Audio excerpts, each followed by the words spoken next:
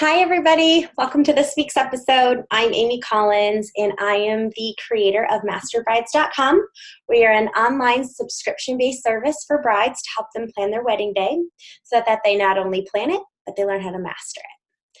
I'm excited to have you here today. For those of you listening and for those of you watching on our YouTube channel, welcome. We are going to talk about a super fun topic, and I've never actually talked about this topic on a podcast or a live or anything of that nature. And I did a little bit of research actually in preparation for this because it changes every year. But we're going to talk about how to pick a wedding date. Now, I've talked about the simplicity of picking a wedding date, things to maybe avoid, and we talk about it a lot in our course and in our MasterBrides program. But I've never specifically talked about what are the lucky days and those type of things. So it's kind of fun to talk about it. And for those of you who haven't picked a wedding date yet, some ideas to consider when you're looking at competing against vendors and getting the best deals out there. So before we get started, I just want to say that I can't touch on everything. And if I don't touch on your religion or I don't touch on certain key dates on certain areas, please don't get offended. There's only so much time and there are so many dates. And I'm sure you could find something great or wrong with every single date, but I just want to put that caveat in there because I don't want to get anybody offended through this process. So without further ado, let's talk about how to pick a wedding date. Now, you get engaged. The first thing everybody asks you is, when are you going to get married? Right? For those who are already engaged, I'm sure you've already been asked it. For those of you who are maybe listening and aren't engaged, just know it's probably congrats, when's the date? It's just this weird thing that I feel like people feel like they have to ask you. They know you don't have a date yet most of the time. And yet it's like this, I don't know, it's just like this transition people have. So first of all, don't be offended by it because it's just kind of what people say. Second of all, it's okay if you don't have a date right away or you haven't dreamt of your wedding day and have this already picked out. That's why I'm here to talk about this today. But a date means a lot for a lot of people. So for example, my husband and I, when we were trying to decide a date, we lived in the Central Coast of California, and the best time of the year to get married there is September. It's just gorgeous. And so I definitely wanted to get married in September. And my brother's birthday was in September. My parents' anniversary. We have a lot going on. I have my nephew's birthdays, my sister-in-law. We have a lot going on in September. So it was important to me to kind of be inside that month, but also give people their days that they had. I didn't necessarily want to trample on one, but my parents' anniversary was in September, and I really wanted to actually get married on their wedding day, but it didn't align in the week correctly. So that was kind of off the table. So we ended up deciding on the day after my brother's birthday. So it's kind of cool. Our rehearsal, we, honored him and celebrated him and made sure he felt special. But then on top of it, we were able to get married the next day. So my wedding date is 9/17. There's no real significance about the numbers. I mean, 7 is a lucky number in some ways. So 9/17 is mine, and that's how I came up with it, and I love it. And we are almost to our anniversary, and so I'm excited about that. But something to think about is family anniversaries. So some families, they have long lines of history and tradition of getting married on certain dates. And so they all share the same anniversary. And it's really cool. And I'll see these cool posts, and, I'm on bridal blogs and Pinterest, just like the rest of you. And just some cool things of pictures of, there's one person that I saw, they were they were saying that their son was getting married on the same day of their anniversary, but the woman he was marrying, her parents actually had the same anniversary, and then their parents. It was just so many people had the same day that there's just no way for them to not pick that day. There's just no way. So really cool, really fun stuff to be able to think about that kind of stuff. fun anniversary days. So keep that in mind, like ask around, maybe find out when your grandparents' anniversary was, or, you know, someone special in your life, and write those down and start with that.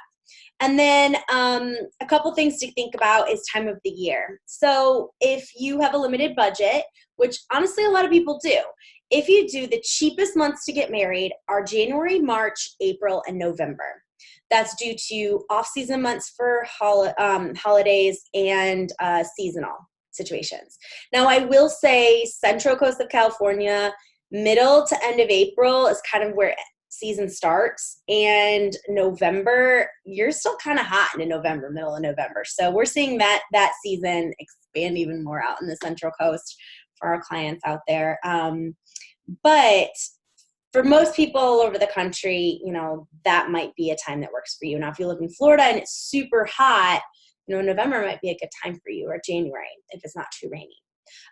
Also keep in mind along that side, hurricane season, and make sure that there's a reason you see all these deals for really inexpensive cruises and whatnot. And that's usually because it's in the middle of hurricane season. So just keep that in mind. So also look at the weather and their trends, especially if you're doing an outdoor wedding. So just keep that in mind. And if you are going into a hurricane area, keep that in mind too, because that can directly affect people's ability to get there, travel there, and all of those type of things. So keep that in mind from a location perspective. Okay.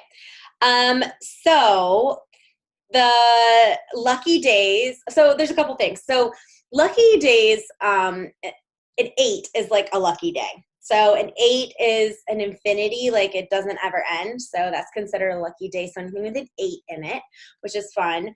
And then so another thing to consider if you're getting married in 2020, it's a leap year.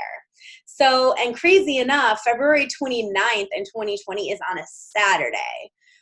So if you wanted something unique, you could get married on a leap day. Technically, you wouldn't have another anniversary till year 4. Granted, we know how that goes, people on the 29th, but it might be kind of fun.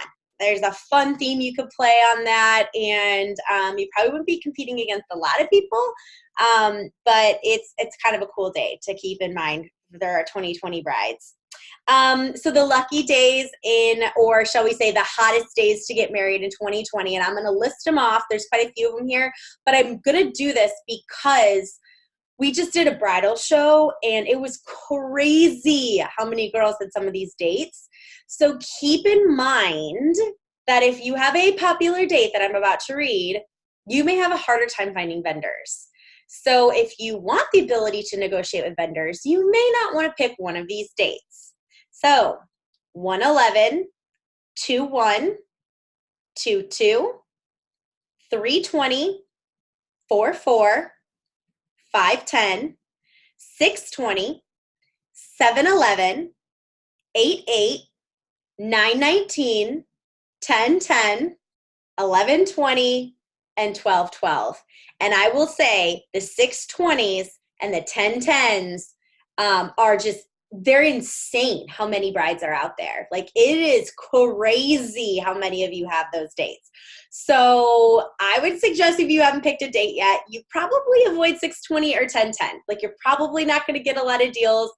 In fact, most people are probably going to be booked up. If you are on those dates, do not wait to book your vendors. Get out there and get out there fast, because goodness gracious, it's going to come up quick. Okay. And you're not going to have a lot of options. So those are the hot dates for 2020. So keep that in mind.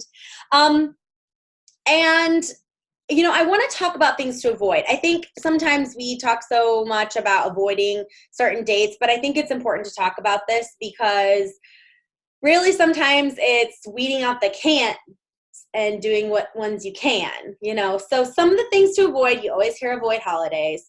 And there's a couple of reasons for that. So Mother's and Father's Day, you know, are one of those examples that I think are sleeper holidays, like what I call them. So they're holidays you wouldn't typically think. Someone's like, oh, obviously Christmas and, you know, Thanksgiving, don't do it. Easter weekend. Those are fairly obvious. But then you think of the unobvious ones, like Mother's Day and Father's Day. You want to think about that, because honestly, most people that would be attending your wedding should probably be celebrating the day with their parents the next day. And if you're making them come from out of town, then that may not be a great day, and you may be having them choose. And again, like we always talk about, make it about the guest experience, okay? So think about that. Along those same lines, think about graduation dates. If you live in a college town, like think about graduation dates. And the reason I really talk about that is because the hotel options you'll have are so limited, and Airbnb and any type of lodging, just they know that's a date that everyone has to come in for. So they completely skyrocket the prices up. So really take that into consideration if you are getting married around graduation time. So high school is not so much. I mean, it's not a huge, unless you have a massive high school and there's like very limited accommodations in your area. But college campuses, so for example, University of Michigan, like if you're in the Ann Arbor area and it's graduation time, like you probably aren't going to find a spot for less than, quite a few hundred a night. Same thing for Central Coast. When we do weddings out there, we always check and see when Cal Poly's graduating, because that directly affects everything to do with our clients' experience with their guests. So another big one for our San Luis Obispo clients is the triathlon. So if there's huge sporting events coming into your area, check those out too. I know it just seems like a lot of logistics, but if your guests can't actually stay in your area, it becomes a really big issue. So again, if you have a huge, marathon coming in or triathlon, those close roads down. Okay, so it's really hard for people to get to you if you're right downtown and you're getting married in a downtown space and all the roads are closed off to get you. So think through those things, look at your community calendars, and make sure you really know what's going on in your area. Okay. The other thing about holiday travel is it's expensive. I mean, I think that's obvious, but it's really expensive for people to travel in and out during those times. So, it's just something to really consider. We talked about rainy season, hurricanes, all those type of things. Keep those in mind.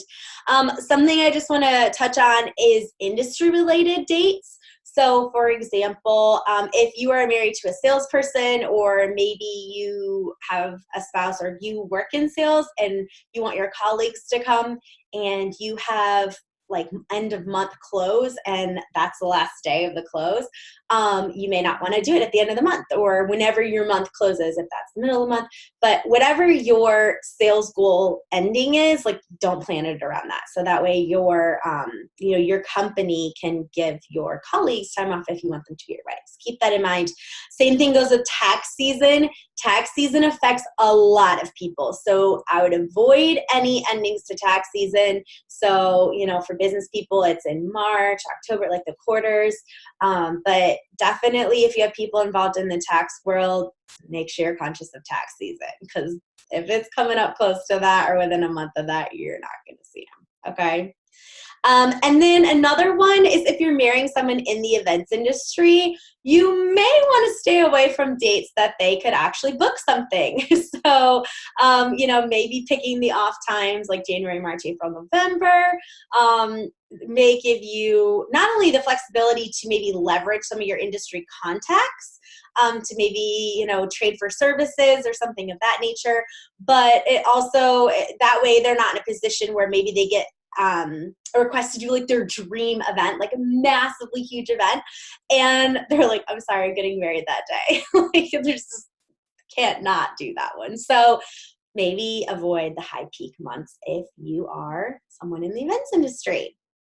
So there's a lot of information I just gave you, but I think it's a good starting point. So I always recommend to people to write down some dates and then go back to the important people in your family, check and make sure those dates are good with everybody.